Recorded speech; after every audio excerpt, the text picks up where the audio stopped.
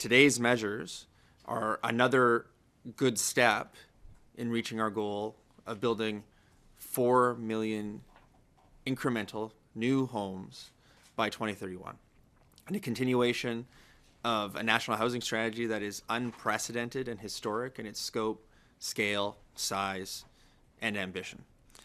The secondary suites measures that are announced today coincide not only with previous federal measures that are helping to get more suites built, but measures that other provincial and municipal governments are making to incentivize the increased number of what Christy referred to as gentle density. But what it really means is incentivizing the private construction of more units of housing.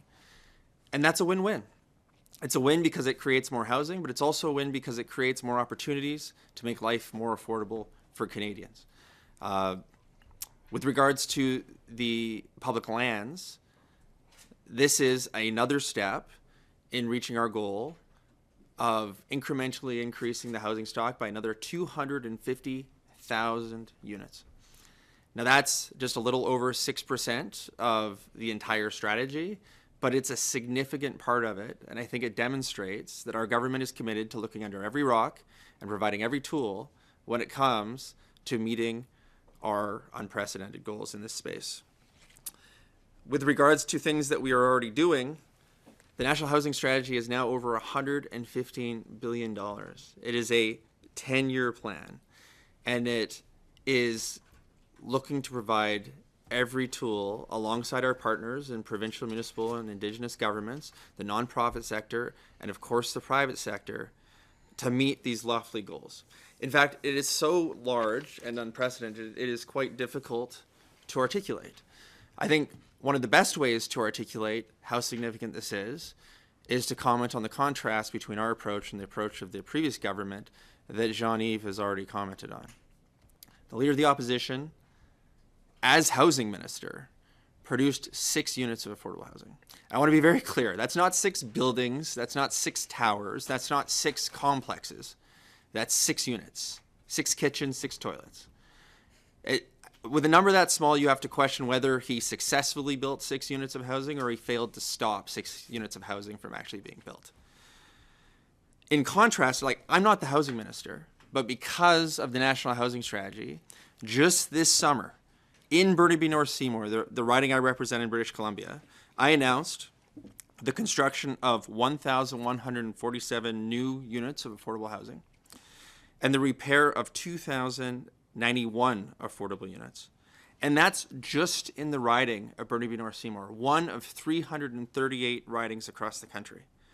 So when you contrast that with 6 units across the entire country, that's 539 times more productivity just this summer, just in one riding. And we have programs like this that are being utilized right across the country.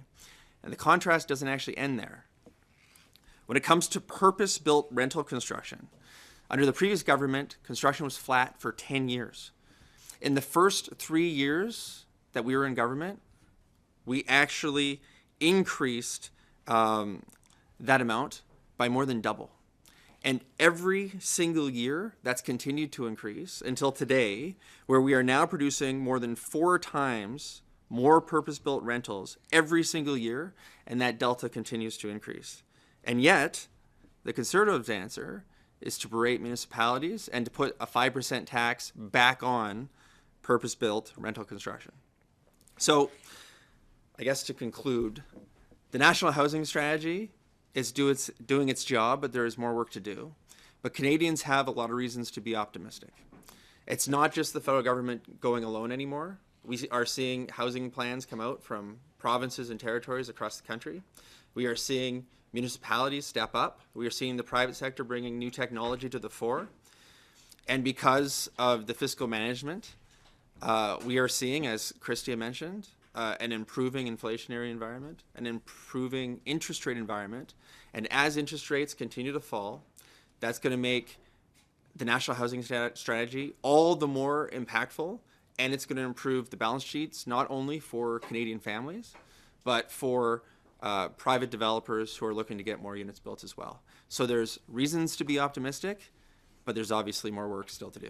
We're continuing to roll out our dental care program. We're continuing to move forward on the disability benefit. We're here today announcing new measures on housing. So there are still ways to get things done.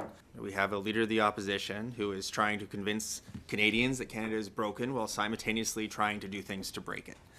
On Finance Committee, where he was before he was leader, and what has continued since he has become leader, the Conservatives have not studied a budget in 3 years. They haven't studied a full economic statement in 3 years. The role of the opposition is not just to oppose. It's supposed to be to propose solutions and to work for Canadians. That is a role that they have decided to vacate in their present form. And as we saw at the committee level, and as we will see in the House, the majority of parliamentarians are here to get work done and to deliver for our constituents back home. So, I mean, it's easy to say that the Conservatives will remove this dilatory tactic if we do X, Y, or Z, but they're actually looking for dilatory tactics. They're not looking for solutions for Canadians, and that's just the world we're living in with this particular leader and his view on how Canada should be governed.